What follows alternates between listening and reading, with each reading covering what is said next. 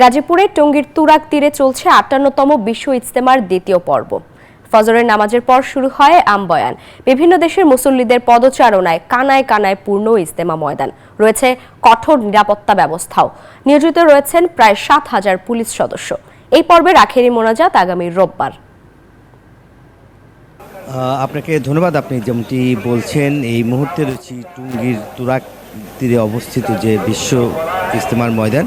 আমরা দেখেছি যে ঠিক ফজরের নামাজের পরেই কিন্তু যে বয়ান করছে আব্দুল মোতালিব, তিনি এখন আমরা যদি একটু দেখাই যে এখানকার এখন কিন্তু বয়ান করছে আব্দুল সাত্তার। সেই বয়ানে কিন্তু আসলে হেদায়েতের কথা বলা হচ্ছে, কিভাবে আল্লাহকে পাওয়া যায় সেই ব্যাপারে কিন্তু বলা হচ্ছে। এবং যেহেতু ফজর নামাজের পরেই কিন্তু আসলে মূল আনুষ্ঠানিকতা শুরু করেছে এবং ময়দানে কিন্তু এখন কানায় কানায় পূর্ণ হয়েছে এবং এই বিশ্ব ইজতেমার ময়দান।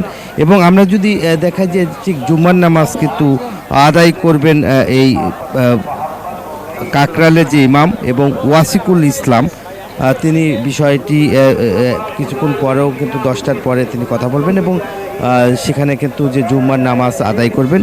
এবং আপনারা জানেন যে এই যে বয়ানের মধ্যে বিভিন্ন বিষয় রয়েছে এবং এইখানে কিন্তু যে ধর্মপ্রাণ মুসলমান কিন্তু একজন মুসল্লি মারা গেছে এরকম খবর পেয়েছি এবং তার জানাজাও কিন্তু অলরেডি হয়েছে।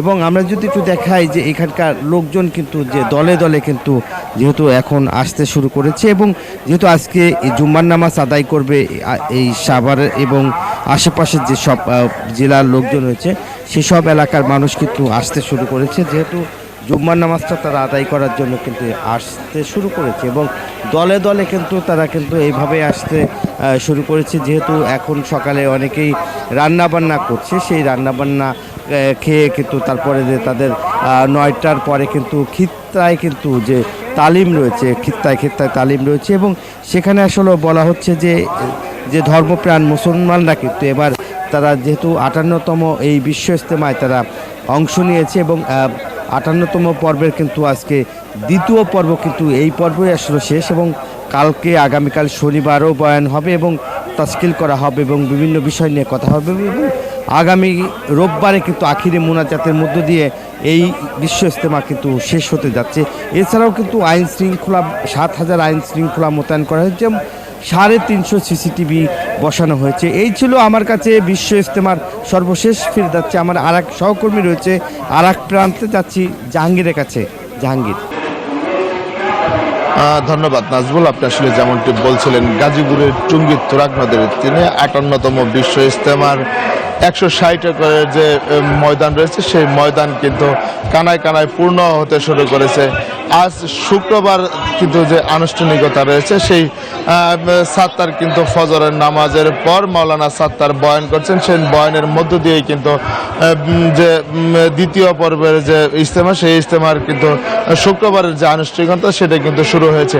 আমি যদি একটু দেখাই যে এই যে টঙ্গীর যে বিশ্ব ইজতেমার ময়দান রয়েছে সেই বিশ্ব ইজতেমার ময়দানে কিন্তু কানায় কানায় পূর্ণ হতে শুরু করেছে এবং প্রতিটা খিত্তায় কিন্তু যে মুসল্লিরা রয়েছে সেই মুসল্লিরা কিন্তু